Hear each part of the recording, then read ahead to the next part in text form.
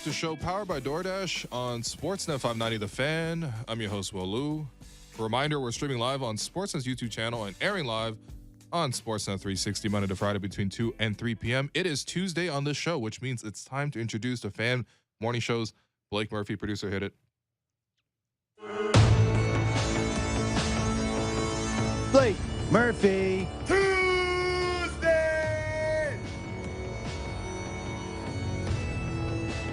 What's going on, Blake? Not much, man. I'm fired up. You're fired up? I'm fired up. There's Yeah? a ton of NFL news as I come in. So already prepping tomorrow's show. Luckily, I got my nap in earlier instead of after I was today. gonna say, you look really refreshed. This is yeah. Yeah. I got nothing. I have no explanation. I just managed to nap today.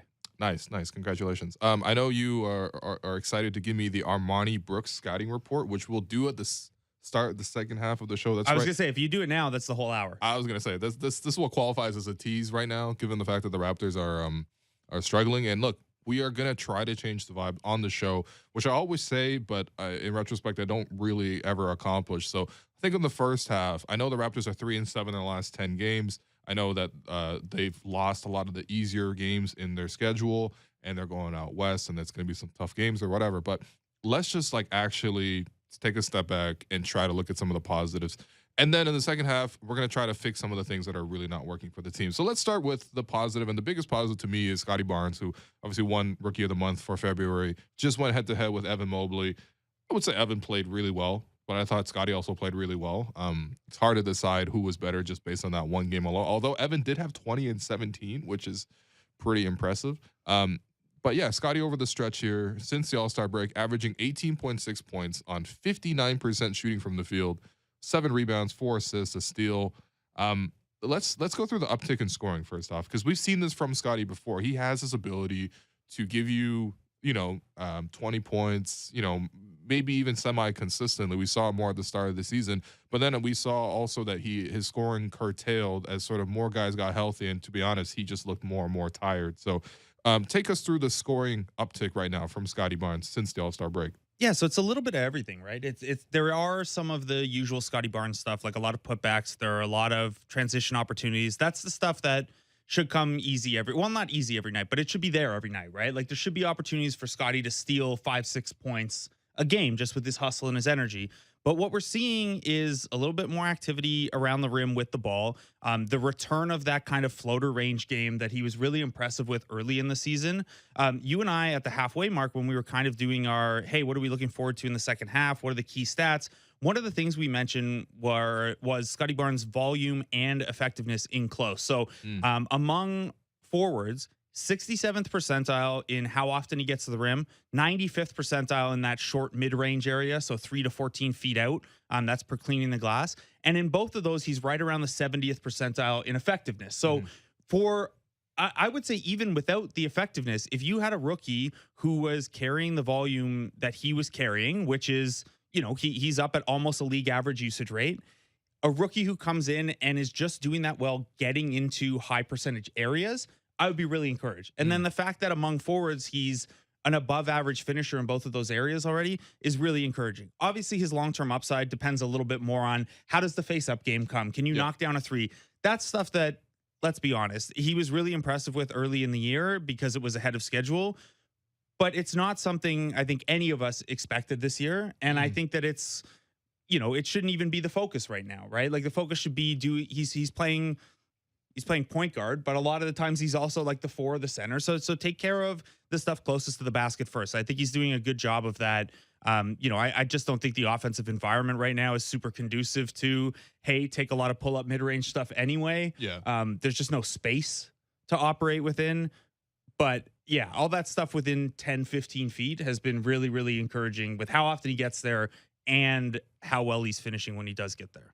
How much of this do you think is also just a product of the fact that he had some time off and he just looks more rejuvenated and more refreshed? I mean, he's had 2 28-point games since the break. One of them was in a very forgettable loss to Atlanta or Charlotte. Charlotte. I think it was Charlotte. That's how forgettable it was. Yeah, it was. I try to, just forget those 2 games where the Raptors lost by 60 points. But those are 2 career highs for him so far. He hasn't got to that 30 point mark yet, although that's really arbitrary. But yeah, I mean, I think to me it's really impressive to see like the 3 or 4 times per game where he really takes it upon himself to drive, to attack, and to create something. Those are probably the most exhilarating parts of these Raptors games of late, right? Of course, the Raptors, there's not that much to be excited about. They're losing to some pretty bad teams. They're injured, and the games are frustrating. We've covered all that in the show, so I don't want to rehash it. But, the play that sticks out to me is him driving against Evan Mobley and crossing him up a few times and then going up for the and one. He did it again later in the game as well to some other players. I think Lauri Markkanen as well. Like, I think that's the part when people watch Scottie, they're like, how can we get more of that? Like, can we get that like once every 2 minutes, not once every 2 quarters? Yeah, and right now is the time, right? When you have all Yes. these guys out, and we can tell it like it is. They're not a team that's going to make a deep playoff run unless a lot of stuff clicks into place and bounces their way. Mhm. So this is kind of like Scottie Barnes being ahead of schedule actually maybe nudged the goalposts for this year a little bit, where I think we all coming into the year were like, yeah, play in, maybe they get the 6th seed in the East, and then Yeah. if it's a good playoff series, cool. And then Scottie Barnes was better than we expected. Fred and Pascal, when healthy, have been a little better than expected on average. And then suddenly it's like, well, that almost feels disappointing now, but it isn't really. And what I mean is not that they shouldn't have higher ambitions. To quote our buddy Goran. I love that that's made it into the Raptors lexicon. Yeah. It's good. It's not that they shouldn't have higher ambition. It's just that when we evaluate this team and what this year was about and what their goals were, Scottie Barnes playing a role like this in meaningful games, that was a big part of it. That was a big component here. And you look, and yeah, since the All-Star break, things haven't been good at the team level. But Scottie Barnes, you laid out the stats. Not only that, he has been creating a lot of his own baskets too, which is when you talk about him taking Right. Mobley like that. Like, it's one thing if you're finishing alley oops and you're getting transition runouts, but when the percentage of your baskets that are assisted by a teammate are going down, sure, maybe that says something about your offensive environment where the Raptors just don't have a lot of assists, Yeah. but it also means Scottie's doing well creating his own looks. Yeah. And without the efficiency drop that you normally see as a rookie takes on more of that. So sure, he's been a little turnover prone. I thought the last game, the 6-0 assist to turnover ratio was really encouraging about where he's at. And that was a game where he was the de facto point guard. But yeah, I think any way you chop up his stats, his last 8 to 10 games have looked and felt a lot like his first 8 to 10, where it's like, okay, this is what a really good offensive version of Scottie Barnes looks like as a rookie, and it gives you the confidence that it's going to continue to grow, right? Like, he hit that lull, whether it was fatigue, whether it was teams figuring him out, and he's kind of back now to creating his own looks and doing so fairly efficiently. Yeah, and I mean more than fairly efficiently. 64% true shooting in this stretch, and the And he only gets to thing the is line a lot for a rookie too. he does get to the line a lot because I think he's able to play in the post. He's strong enough where he's able to get his position and just shoot straight up. And I think refs are actually, it almost feels like refs will be more willing to give Scottie a call on a post up rather than Pascal. I think Pascal's like twisting, turning, obviously he has the signature A call, whatever, and one or stuff like that. Like, I don't know. You just see it from Scottie where like he's strong enough to hold that position and he's able to shoot over the top. The thing is, like, over the stretch, 7 games, right, where he's scoring a lot, still only 20.3% usage. That's the thing. I wanted to see it come up. And I think this is something that I think maybe some fans are a little confused about. And I wanted to ask you about this because you'll hear things like from Nick, right, for example, after that Charlotte game where Scottie had 28 points. Or no, not Charlotte, the Brooklyn game. He had 28 as well. Yeah. And then they asked Nick after the game, like, hey, how many plays did you call for Scottie? And he said, like, pretty much none. So can you explain that, though? Why would there be so few play calls for someone like that? And is that sort of just like the system that the Raptors play in general, where they just don't call a lot of plays? Yeah, it's a couple things, and that's a big component of it. When you see things grind down to the half court and it's not a transition opportunity, then you'll see some plays run, especially out of timeouts or sideline inbounds and stuff. But the core strategy here, and it flows from their defense, is force a turnover or get a live rebound and run, and then everyone is supposed to be able to click into whatever position they happen to find themselves in when you run out in transition. Okay. And what that means is, it limits a little bit some of the plays you can run, and sometimes you have to eat up clock to kind of reset your offense and get it to where it wants. You can't do that kind of high Pascal Fred pistol every single time down the court if you're also trying to run in transition. So, and then I think part of it too is like Nick's overstating it a little bit. I think he's trying to encourage Scottie Barnes and encourage some of the other guys that like, hey, I don't need to call your name for you to get your stuff in. Like you can get our pal James Herbert of CBS Sports said you can get. Oh no, he's been canceled by Raptors Twitter. But yeah, continue. I know, enemy of the state. But no, he texted me during that game and he was like, you can get. He's getting all-star numbers on Garbage Man. Diet or something. I think he used a curse word. Another reason he's canceled here. We don't swear. Unbelievable. No right Raptors media swears. And the other thing is like, yeah, Scottie Barnes' offense right now is a lot of get in where you fit in, right? Like I've got his synergy profile here open, and his top 3 play types are transition opportunities, spot up jumpers, and cuts. It's not until you get down to the 4th most common play type, which is isolation and post up, basically tied, that it's really a play where you're intentionally getting the ball to Scottie to do something. And then if you go after that, his next highest, the only other category he's high in is putbacks. So like 4 of those are off his own shots. Yeah, and you're talking about like 70% of his offense. They're coming from transition, spot up, cutting, and offensive rebounds. And yeah, you want to like isolation, post up, pick and roll. Those are the growth areas where if he's going to be a star level scorer for you, or even like a number 2 scorer, those are the ones you got to develop and you got to get him some reps in. But I think as far as establishing a floor, that's kind of what Nick Nurse is trying to communicate, that Scottie, on a good night, you can get your 14, 15, 16 without us needing to take plays away from Fred, take plays away from Pascal. Gary Trent can still get his. And you know, so I think that's a little bit of message control, and it's to the entire locker room, not just Scottie. Yeah, fair enough. Although I would not mind if they came out of a timeout and they just got Scottie the ball in the post. Oh, look, I'm not saying I wouldn't like to see more of that. Like those are the growth.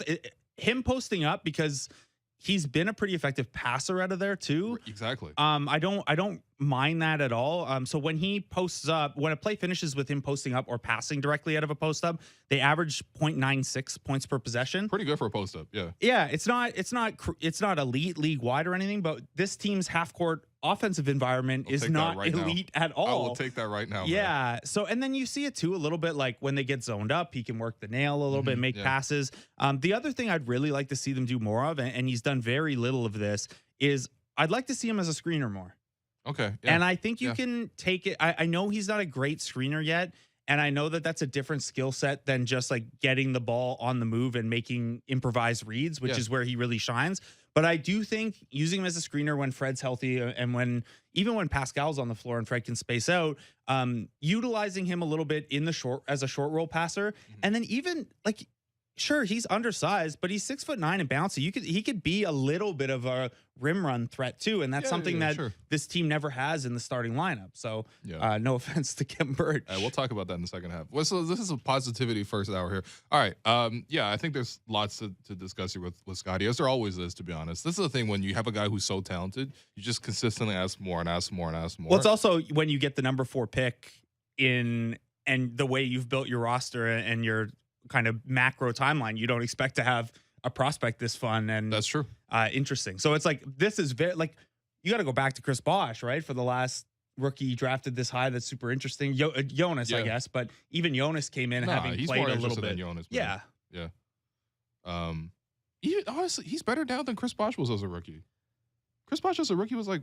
Chris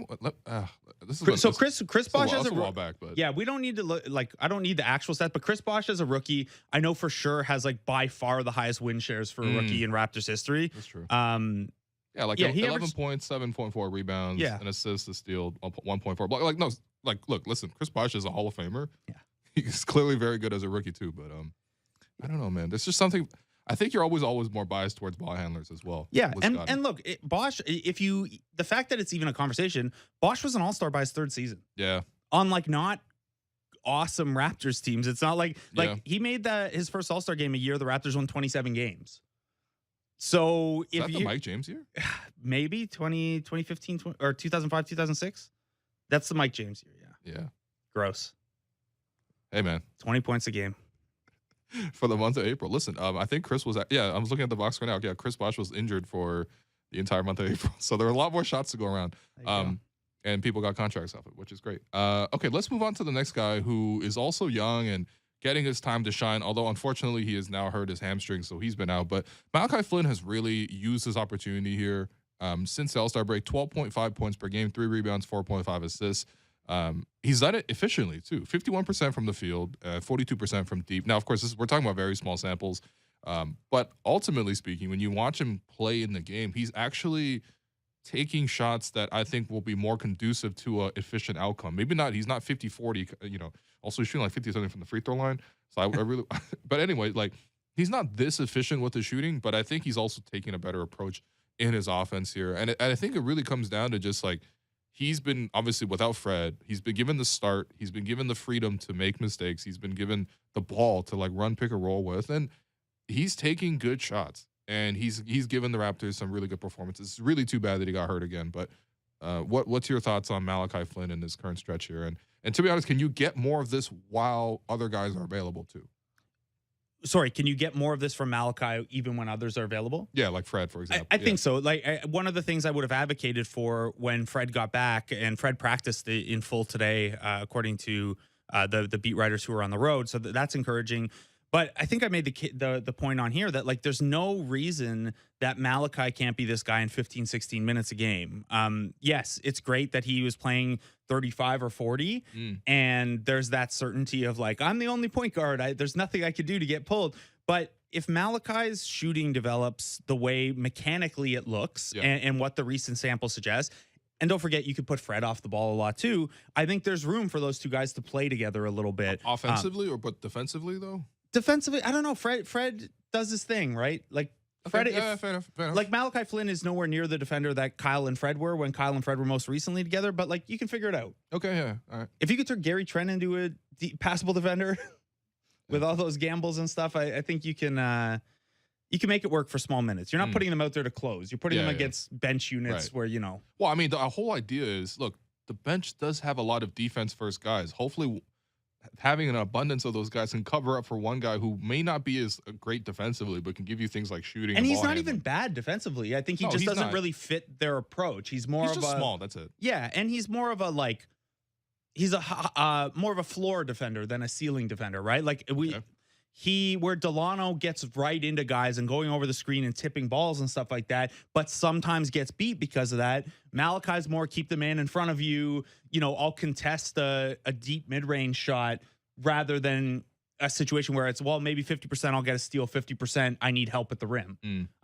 So, there's a bit of maybe style misalignment there, but I thought we were seeing good things from him. And I think there's definitely a role for him even when guys are healthy. Like they're just, as much as I think it's fun that they do all the 6'9" lineups, and as much as I think Scottie Barnes and Pascal Siakam are capable enough ball handlers and passers to get those minutes, having an extra steady pair of hands is really helpful. And steady is kind of the word. Like Malachi had, before this injury, 1 turnover in his last 8 games. Yeah. And some of that is, look, we have to be completely honest, some of that is he doesn't take a lot of risks. Yeah. He doesn't make plays that might lead to turnovers. And that's where, again, the floor versus ceiling thing comes in, where maybe Delano can spark a run a little better because he's willing to take those risks. And he makes higher upside plays, but they're risky. Yeah. Whereas Malachi's maybe more of a traditional backup point guard where it's like, hey, come in, be steady, give us a couple solid things, and that's it. So that's what I was seeing from Malachi. And I think the reliability of the role there helped him pretty quickly. I think we saw that last year too, where he didn't really get going until he had nobody else healthy on the roster. So I've been encouraged by that. I really hope this hamstring thing isn't too long an issue, but who knows with this team. Seriously, man, timing is so unfortunate for a guy like him, because as you mentioned, like last year, so right now what I'm looking at is Malachi's made 5 starts this season. He's averaged 14 points, 4 rebounds, 5 assists in those starts, shooting 60%, which is pretty incredible. But 14, 4, and 5. Last year, when he was given the chance to start, and he had 14 starts last year, mostly towards the end of the year, 15 points, 4 rebounds, 5.5 assists. So, like, this is kind of the level of production you kind of anticipate from him if you give him this opportunity. Of course, now, with Fred coming back, hopefully now, I don't want to jump ahead of myself, but I really want to watch Fred VanVleet on the Raptors again. Or at least I don't want to watch the Raptors without Fred. But, there's just not going to be as many of these opportunities. But, I mean, Is there something where you see this stretch from him and Nick says to you, okay, you know what, Malachi, we're going to give you that 15 minutes of consistency here, especially with Fred coming back. Hopefully Nick will use him in a responsible way, a sustainable way. Not like 45 minutes right after coming back from the injury.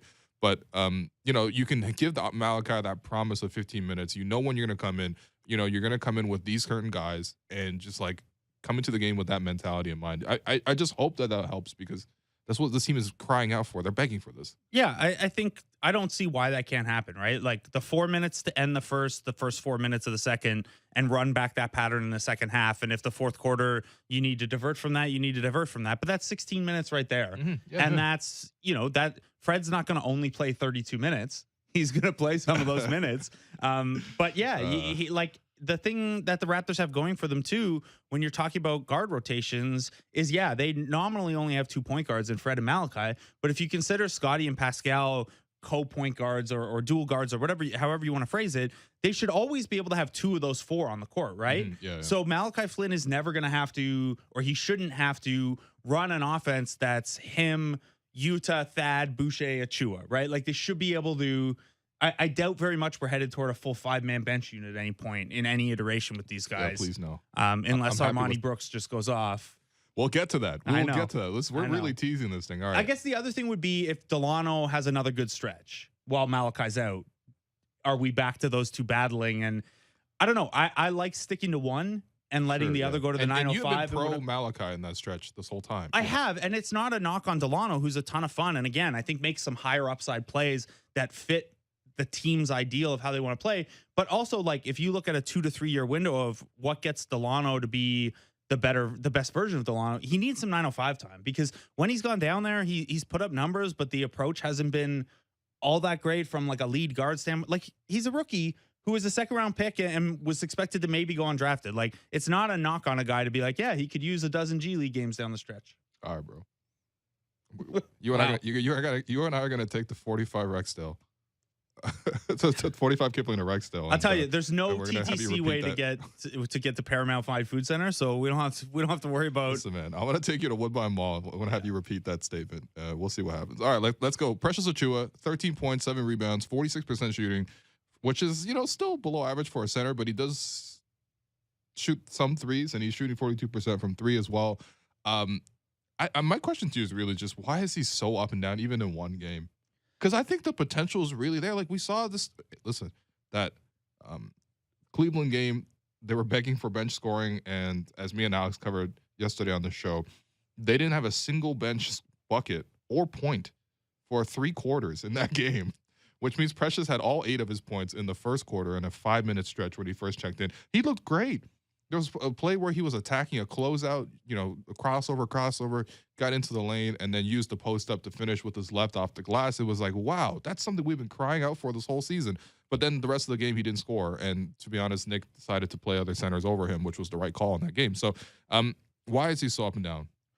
Yes. Offensively. So, I'm glad you said offensively, because defensively he's solid. I think he's been pretty solid defensively, and you see what they're looking for in him. I think offensively, there are a couple things going on. One is he's still young, right? Like, he's 22, but in terms of like how much meaningful basketball has he played in developmental environment, maybe not quite as much as that age might suggest.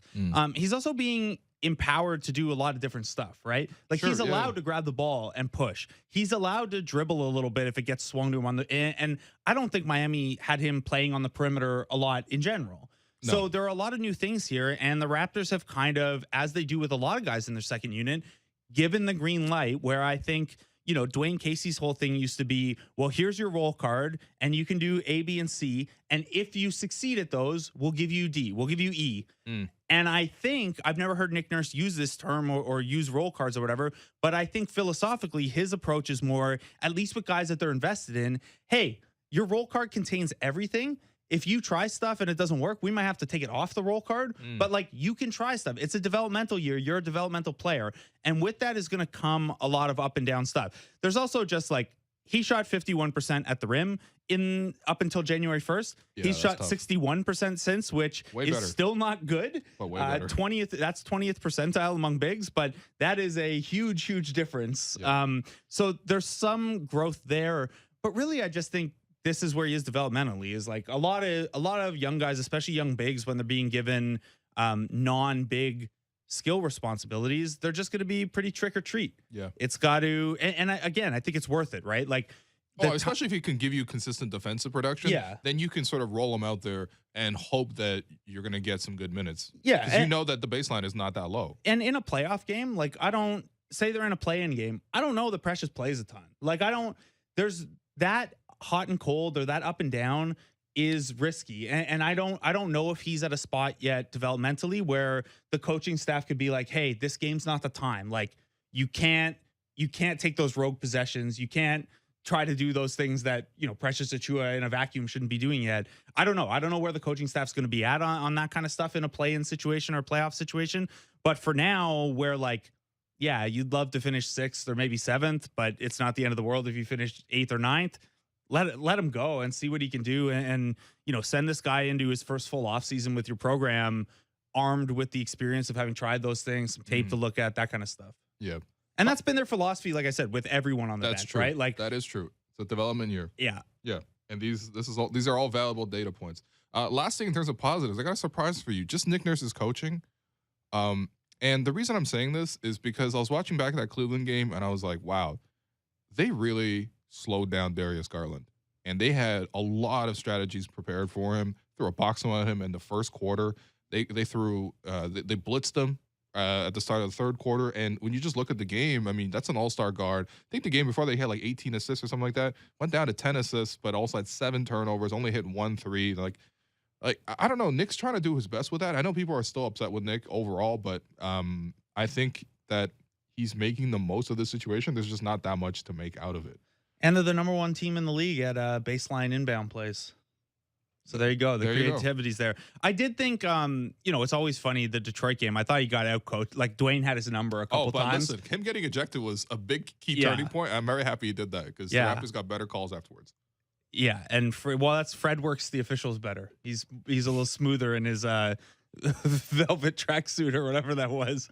Yeah, I mean, they should just give Fred the coaching outfit in the games he misses because he's just straight up coaching. Look, I'm not going to go over the moon praising Nick Nurse during a 3-7 stretch where they have losses to Charlotte, Atlanta, Detroit, and Orlando. You're right. But yeah, I mean, look, if we're going to credit Scottie Barnes for turning things around and figuring things out, if we're going to credit Precious for growth, Malachi for finding a spot in the rotation, like some of that extends from the coaching staff as well and the work they're doing with guys developmentally or game plan wise. There's always shared credit with those kind of things. Yeah, I pigeonholed this one in just in case we ran out of time, but we actually had plenty of time, and we're gonna take this break. And when we come back, the Armoni Brooks scouting report from Blake Murphy.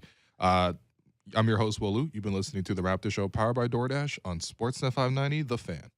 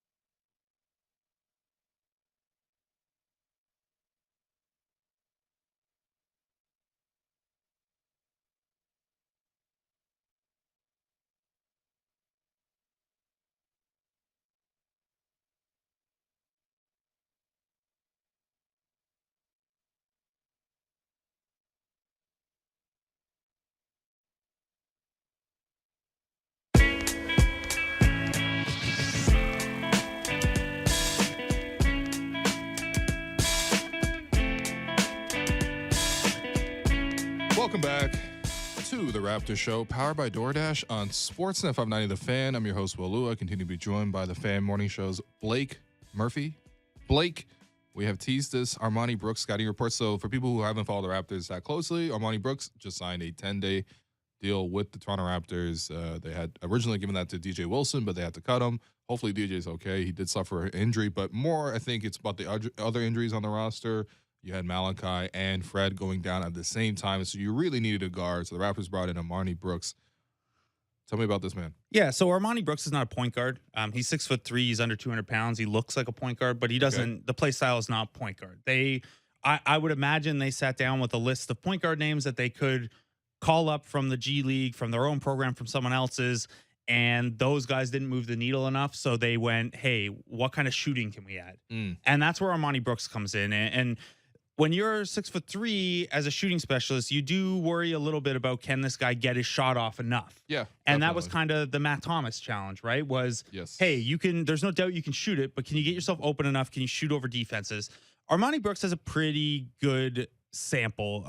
Over 60 NBA games, he had averaged over 6 3-point attempts in under 20 minutes. So the 3-point percentage had gone up and down as you'd expect. It's not like the Houston Rockets were the most effective environment the last 2 years to translate from, but he did hit 38% last year and 30% this year. His G League numbers and things like preseason and summer league make him look even better. Like he's probably, if you put all those samples together, he's probably about a 36-37% 3-point shooter, and he was a dead-eye shooter in college as well. So the talent is there, the willingness to take them is there. And the thing that stands out to me most about him, from his time with the Rockets, but also his time over the 3 partial G League seasons, is he's really good at getting himself open. He does have that skill set of, hey, I can find little gaps in the defense.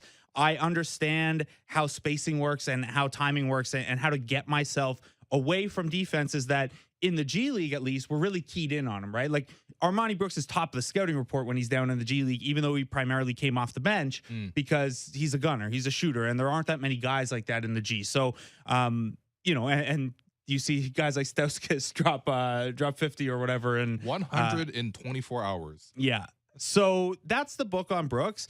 He's shown a little bit more secondary playmaking ability in the G League than he did with the Rockets. Again, the Rockets offense is basically, hey, Jalen Green and Kevin Porter Jr. try to do something and then make sure Christian Wood gets enough isolations and post-ups that he doesn't cause a ruckus. And then everyone else just kind of stand around and wait for your shots. Like no, you're not kidding. That's actually the offensive strat. Like, yeah, Steven Silas's 3 keys to the game are that. Yeah, like on the they signed Jayshawn Tate and they're like, we don't need PJ Tucker anymore. We have PJ Tucker at home, and Jayshawn Tate has just like been glued in the corner. He hasn't been allowed to move all season. So yeah, Brooks was an interesting one at the deadline. So Houston waived him because they needed a roster spot. And there was actually some thought and some curiosity as to whether he'd get claimed because he had one of those Sam Hinkie specials, whereas he was on like a 4-year deal with only a light guarantee. It didn't go down that way, but the rare but low living wage NBA contract. Yes. Keep going, yeah. Yeah. So anyway, that's the book on Brooks. He's shown a little bit of secondary playmaking ability, growth in that area in the G League, but not enough where like you certainly wouldn't put the ball in his hands. Like if he's out there with Scottie or Pascal are the point guard. It's more about, can this guy give you a splash of shooting, and at 6'3" against NBA length and closeout speed, can he still get his shots off? Right. So that's the big question, and you got to take him outside of the Houston environment to find the answer to that. Yeah, for sure. No, I think it fits what the Raptors need. Like they need someone to come in here and just take a 3. And look, I think the Svi experiment's done for a little bit, right? Yeah. And Svi has the benefit of size, and he's 6'8", and you wonder, hey, how come a guy who only shoots 35% for his career on threes, but he's had 2 now really bad shooting seasons, how does he keep getting opportunities? It's because he's 6'8", and it's easier to bank on that guy figuring it out or being able to hide him on defense or whatever.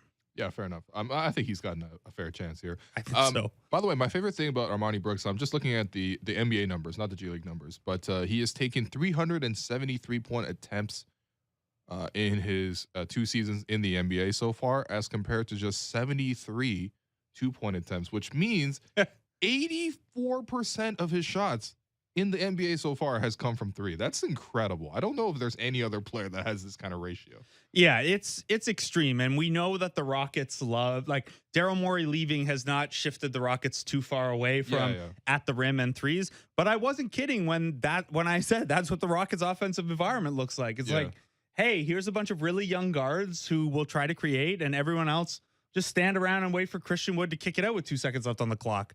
That's pretty much it. He is a 100th percentile three-point volume guy. 100th percentile. Damn. Okay. All right. So that's the scouting report on Armoni Brooks. Hopefully he can come in and help the Raptors in this 10 days here, and we'll see. I mean, honestly, if they wanted to add more shooting long term, I would not mind it. Of course, we'll see what the Raptors ultimately choose to go with that last roster spot. Okay, let's talk about the guys on the roster who are underperforming during this stretch here. And first half, we looked at the guys who are playing well. Let's try to fix some of the guys who aren't playing well. So let's start with Gary Trent Jr., who I think has probably been the biggest underperformer in this stretch, right? Where obviously Fred's been out, OG's been out. You really expected Gary to sort of step up here. Not just in the sense of like, okay, these guys are out, we want you to do more. But he's also done that before. We've seen Fred go out. We've seen his scoring rise. Seen OG go out. We've seen his scoring rise. He's just really struggled, period. I was looking up his just wide open shooting numbers because, look, his overall shooting numbers are bad. But I was looking at, okay, can we break it down between, catch and shoot versus pull-ups? We can break it down in terms of, like, who's the nearest defender, how many things like that. So when I'm talking about wide open threes, this is based on the NBA tracking data where there's not a defender within 4 feet of him. He is 15 of 62 on wide open threes. He is 21 of 81 on wide open jumpers, so 25%. This is very low. His season average is 40, slightly over 40 on both of these stretches here. Catch and shoot, he's 11 of 48. And before the All-Star break, he was 42% from three on catch and shoot threes. So he is just really underperforming. I mean, my question to you is not even just like, why aren't the shots falling? Because, things will come up and down. But my question to you is, does it concern you that his valleys are this low? A little bit. It makes me think that something more is going on than just a cold streak. Like 7 games is a decent sample of basketball. Not really for 3-point percentage. Like, you're going to have ebbs and flows, but this is for a guy who shoots it as much as him, almost 8 3-point attempts a game during this stretch. That's really low. And I did the same thing you did, and I broke it down into component stats because one of the things I was curious of was, okay, well, Fred and OG are out. Is he taking just like way more difficult threes? And so the numbers are getting tilted because he's taking more contested threes and open. And that's not really there. I think he was taking something like 0.4 fewer wide open threes a game over this stretch than he was before. Like, there's almost not a change in the quality of his shot diet. So it is just a case of missing. And the fact that it's coming off a break is, if he had done this going into the All-Star break, I might have been like, yeah, well, he's starting for the first time regularly. He's playing huge minutes. He's playing better defensively than he has. Maybe the legs aren't there. That's not the case. He's doing this out of a break. So I do wonder, I don't see anything physically. Like, the jump shot's still pretty. The footwork's still nice to get into his mid-range stuff and his step-back stuff. I do wonder if maybe you get in your own head a little bit when you've had a slump like this. Like, it's tough because Gary Trent Jr. does not strike me as the type of personality who gets down on himself or loses confidence, right? Like, this guy's entire game and wardrobe is predicated on unbelievable, unimpeachable confidence. Exuberance. But like you saw in the last game, especially, like, he had a couple really good looks, and the type of looks where I'm like, all right, this is going to drop. And that's the easy one he needed to see go in. And then it's kind of off his back a little bit. And instead they were going, hard off back rim or something. Like, he had a couple of those that he missed on Sunday. So I don't know. I don't have maybe you have a good answer. Maybe you could call his dad up and ask him what's going on. The only guy who's on the show more than I am. We might have to, because to be fair, we want to talk to Gary Trent Sr. as much as possible. But no, I mean, look, listen, I agree with you. Like, I think he's shown lots of confidence, which is why some of these shots of late it's kind of head scratching. I really hope that it's just like, a cold stretch. But my other thing is just like, look, if the shots aren't falling, like, are there other things that he can try to do to sort of impact the game? And that's where I'm like, well, not really. Yeah, like he has averaged over 3 assists a game over these 7. That's fine, but he has the I ball know. every other possession. I know. Yeah. And the passing totals are still very low. Yeah. And the assist rate relative, I think his assist rate relative to his usage rate is like 9th percentile or something like that. It's I mean, look, it fits the profile of a guy who does his role. Yeah. yeah. And I also think that like his defense has slid since that kind of better start to the season. Well, I think and he's not almost pressing more. Like when your shots aren't falling, you're like, all right, I really need to make it up on defense. And come I'm up with a big gamble play, one get more. an easy bucket in transition, that kind of stuff. And Also, it by hasn't the way, quite he been. keeps missing layups in transition. Yeah. Well, Anyway, I don't. That one's almost definitely mental. If you're missing, but yeah, he's what 2.6 of 7 on twos per game during this stretch. Like it's not much better inside the arc. So this is the problem with this player archetype, and it's why even on an $18 million deal, I don't think there's much chance he picks up his player option given how well he's played and stuff like that. But there is, a bit of a ceiling until guys can add that second layer of skills. And it's like some guys don't get there. Some guys are just elite shooters who can give you a little bit on defense, and that's it. And that's an $18 million player for sure. Some guys, though, and Gary Trent is still young enough and still early enough on in the developmental curve to hope that this comes. Some guys start to take that defensive attention they get, and when they get run off the line, make plays for other people, turn a small advantage for you into a big advantage for someone else, and just generally, not stop the offense to get yours. And I don't say that in a way that like Gary Trent has been selfish. The Raptors have needed Gary Trent to stop the offense and get his at times. Like that run of 30-point games he had, the Raptors are a disaster if he's not scoring those games. And that's where, he can be a tough player to fix because you can't really be what are you really going to say to him? You don't can't take that shot. What do you do? Fred and OG are out, and you're gonna be like, Gary Trent, you're the only guy on the team who can hit a 3. Don't shoot it. You're cold. Yeah. Try to drive into the rim. Try to drive to the rim against 5 bodies in the paint. So this is where I think you got to just, at least until Fred and OG are back, you got to ride it out a little bit. You got to let him shoot his way through it. Again, unless something else is going on that we don't know about physically. But yeah, you kind of just got to live with this because you do not have the roster makeup or the offensive environment for Gary Trent to not take a lot of shots for you. Yeah, I agree. And Nick has finished games with him, even though he hasn't shot the ball well. I thought he showed some minor signs of life against Cleveland. But yeah, sure. I think he said sure. Okay, all right, let's move on to Thad Young. My question to you with Thad Young is, what do the Raptors actually want him to do? Yeah, this is so Thad Young's play and the idea of the Thad Young trade are going to swing back and forth, I think, with how the Raptors are doing, where sure. I know that Thad has value as a locker room guy, as a mentor to these guys, and the experience factor is real when we look ahead to play-in and playoffs and stuff. I do think on the court, he had those 2 games. I think they were the games against Minnesota and Atlanta, where you saw some of what the team was looking for and where he could fit in the second unit. Mm-hmm. The reality is Thad Young's skill set and where he's at this point in his career, he's going to fit better with really good players. Absolutely. He's a docket. He's got a little bit of that. He's very dissimilar player to Marc Gasol, obviously, but that level of you can't ask him to bring up the floor of a bench unit, but you put him with good players and the ceiling's higher because he makes every piece fit better.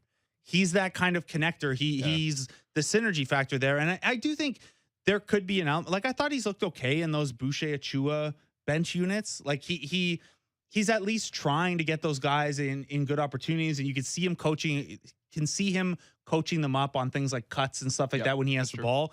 That's valuable stuff. But the reality is, like, if Thad Young is on a bad team that's only playing young guys, Thad Young's bringing most of his value on the bench.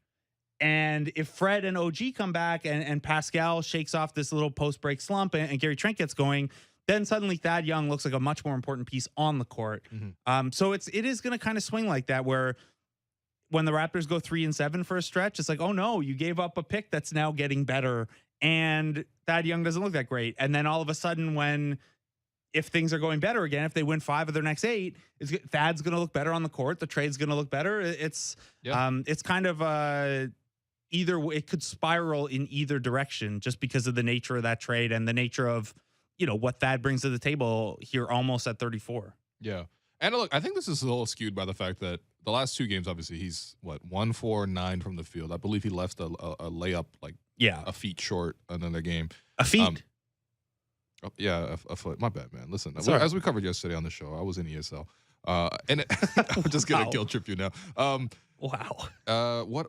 But I mean, he had the non-COVID illness that he missed 1 game with. The next game he played wasn't very effective. Then 2 days later he played. Like, I wouldn't be surprised if like he's just like not feeling 100%. The thing that was encouraging to me was that he did hit double digits in scoring for the last 4 Before he went out, games. he had hit 4 or 5. Yeah, which is not bad. No, and he was knocking down threes, which is very unthad like. He had that. What was he? like- 6 of 7 over a couple of games. He was, yes. Yeah. So I guess to me my thing is like, look, because of the fact that the Raptors do already have a lot of like front court players, right? Like, how much of it is like they're asking him to go to the corners, knock down some threes? They want you to, facilitate a little bit, and maybe like we've seen also him play a ton against the zone. The Raptors keep getting zoned, and I think that's probably where also it's like, well, you want him in the middle of the floor to make a couple extra plays and extra cuts, but the Raptors also have other guys like Pascal and Scottie can do that. Like, to me, it's just like there's just a lot of redundancy. Yeah, and There's a lot of that's overlap. why they're getting zoned so much. They're up to 2nd in the league now in terms of getting zoned the most by opponents. Yeah. And a big part of that has come like since the All-Star break. I think it's been something like 4 times as much they've been zoned since the break. And that's, We've seen them get zoned for 3 whole quarters. yeah, like you put that in the middle of the zone and that's great. He can make reads out of there. He can be a short roller or work some elbow stuff. But the reality is, if you have Delano Banton standing in a dunker and Precious and Boucher in the corners, or Delano cutting or whatever, like there's just not a lot of space to pass if that defense is playing even a semi-capable zone defense. Like you need to have shooters up top a little bit to spread that out, and they don't have that right now. So I do think in a more traditional offensive setting, like once guys are back and they're not getting zoned into oblivion, like, he's going to get to work as a screener. He's going to work some DHO. They're going to run some corner stuff with him. And you'll start to see the way he can make things easier for good players. Right. I just don't think a 34-year-old Thad Young is capable of dragging a bench unit with no shooting to anything other. Like, they might win a stretch 4-2 over 4 minutes. You might get the old bench mob scores. I'll take 4-2. Yeah, you'll definitely take it. But and then there's nights against Cleveland where your bench is like borderline unplayable again. Yeah. Yeah, it's tough. It's tough. I think the other element is just like people obviously are always going to judge his performances based on the fact that they give it the pick. That's not really fair to him. It's not fair to him. Yeah. It is fair to like when you're evaluating the front office is that fair, trade. But, like already it's gone from the day of the deadline, I think it was 15 picks down. And because Detroit's moved up a little bit and the Raptors have fallen, it's now 18 picks. So you're already starting to see that expand a little bit. All right. I'm going to root against the Raptors in the lottery for the first time ever. If they ever make which they won't. They're going to make the playoffs. Wait, why would you root against them in the lottery if they lose the play and land in the lottery? Well, I mean, if they do that, then yes. But I'm saying they won't. Oh, okay. I'm saying they won't. So you don't want them to get to the lottery? Yes, I definitely don't My get to the bad. lottery. All right, Ken Birch, lastly. We got like 2 minutes here. The exact number of minutes Ken Birch should be playing right now. Oh. Sorry, I had to. Again, he's a nice guy. I hate doing this to him. But, okay, so to me, I'm going to ask you, what situations do you want Ken Birch out there? Because I think he does some good things out there still. But to me, it's just clear that he's not 100% physically. And there's not enough skill in the game for him to be out there consistently if he's not 100%. Yeah, I'd like to sit him down for a little bit right now. I think Precious and Boucher have earned a larger share of the playing time. I think you have the capability to play with, pick Scottie or Pascal or OG, whichever one of those guys you want to call the center. Thad can do that a little bit too. I think, you lower the minutes here. You hope Kem's getting right off the court, and against some of the more traditional center types, you throw him in there to bang a little bit. Okay. Not quite the like, hey, you're 6 fouls, because he does have more than that. But he's another guy that, like Thad, is kind of a veteran type who he's going to look better when Fred and OG are back, and he's the 5th option, and all he's doing is setting good screens and trying to tap in offensive rebounds.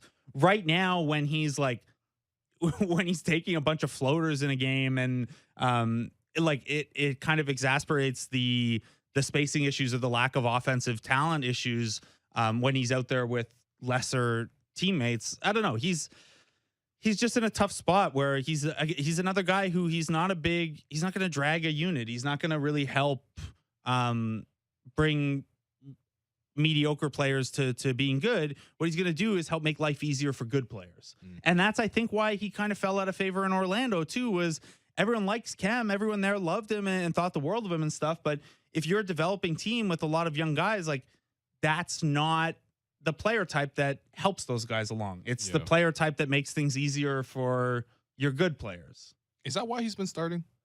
Is that the thinking behind it? I think the thinking is more that the Precious Boucher duo off the bench had been really good. Okay. And fair enough. That doesn't disrupt that. And maybe there's an element too of you don't want some of the up and down play that those two guys are prone to against opposing starting units. So we're just gonna go with pure down. Yeah, I don't know. I think Kem probably takes a little seat tomorrow. Yeah.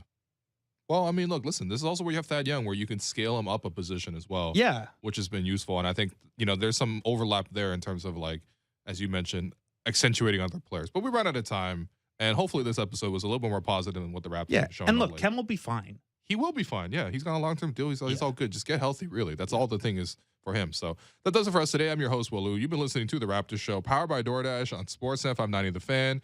Make sure you find The Raptors Show wherever you listen to podcasts and subscribe. And please rate and review our show. Reminder, we're streaming live on Sportsnet's YouTube channel and on Sportsnet 360 Monday to Friday between 2 and 3 p.m. Thanks again to my producer, Blake Murphy. To our guest, Blake Murphy, our board producer, Derek Brandale, and Jennifer Rolnick for helping us behind the scenes with the YouTube stream. I'll talk to you soon.